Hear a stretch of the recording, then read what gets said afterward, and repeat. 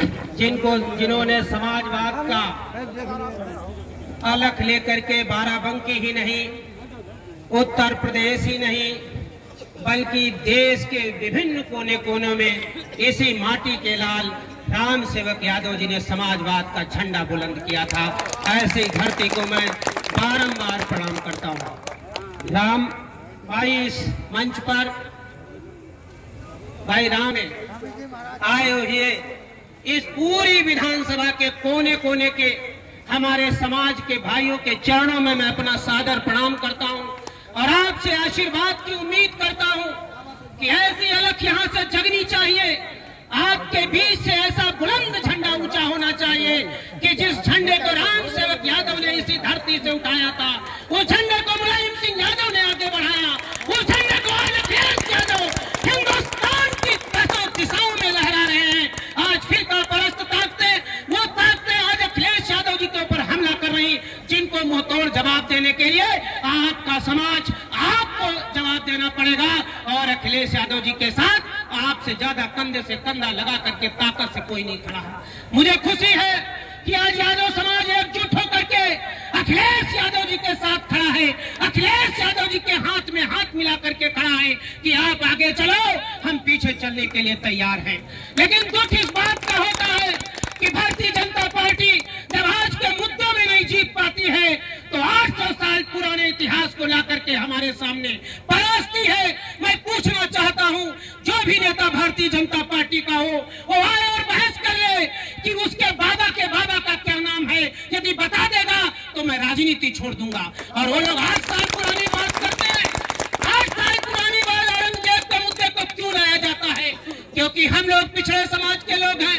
बाबा साहब अम्बेडकर ने हमें संविधान में वो व्यवस्था दी थी कि आज हम IAS में, IPS में, PCS में, थाने में, शिक्षक में, टीचरों में, राजनीति में आगे आ गए हैं। इसलिए हमको रोकने के लिए, बैरिकेडिंग करने के लिए हमारे आरक्षण पर उठा रहा जो मुगल न जाने किन किन इतिहास में झकझोरा जा रहा है।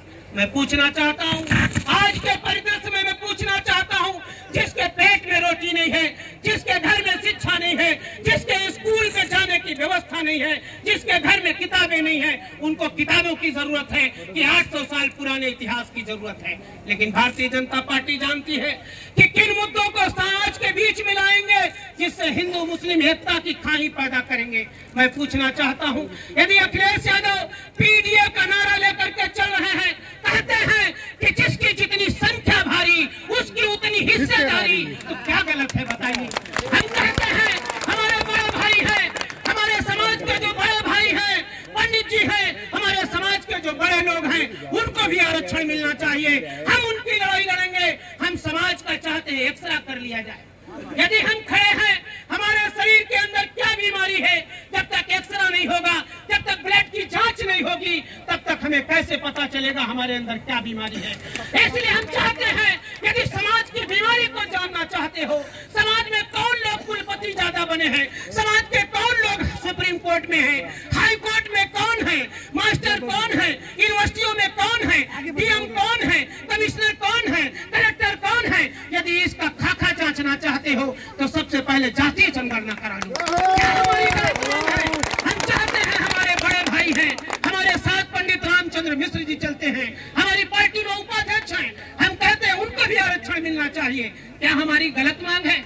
हम चाहते हैं जातीय जनगणना करा ली जाए और जनगणना के अनुसार जिसकी जितनी संख्या भारी उसकी उतनी हिस्सेदारी। हम क्या गलत कहते हैं? यदि हम जातीय जनगणना की बात करते हैं, अपने अधिकार की बात करते हैं, तो हम समाज के बुरे लोग हैं।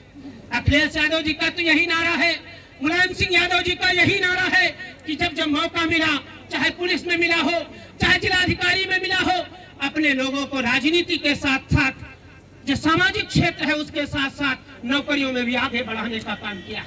आज लोग हमें रोकने के लिए सारे विभागों में आउटसोर्सिंग लागू कर दिया गया है। आउटसोर्सिंग के बारे में आप जानते हैं, ओपी भाई बहुत अच्छी तरीके से जानते हैं, आउटसोर्सिंग में कोई आरक्षण नहीं होता है। आज मीडिया में कौन लोग हैं, मीडिया में कौन लोग हैं? आज तक चैनल ले लो, जितने बड़े अस्पताल हैं वो किनके हैं, जितने Amar Ujala, Dainik Jagran, Hindustan times of India, आज तक, इंडिया TV, NDTV, GTV ये सब किसके हैं? आपके कोई नहीं है। लड़ाई इस बात की है, लड़ाई तो यही है कि हम लोग सदियों से नीचे बैठे आए हैं और यदि खड़े होकर के हम आंख में आंख डाल करके सवाल पूछते हैं कि गरीब का बेटा क्या बाराबंकी का डीएम नहीं बन सकता है, पिछड़े समाज का बाराबंकी का डीएम नहीं बन सकता है, दलित समाज का बेटा नहीं डीएम बन सकता है, तो उनके आंख में ये कुरेदता है कि कल का लड़का ये हमसे सवाल पूछने लगा है।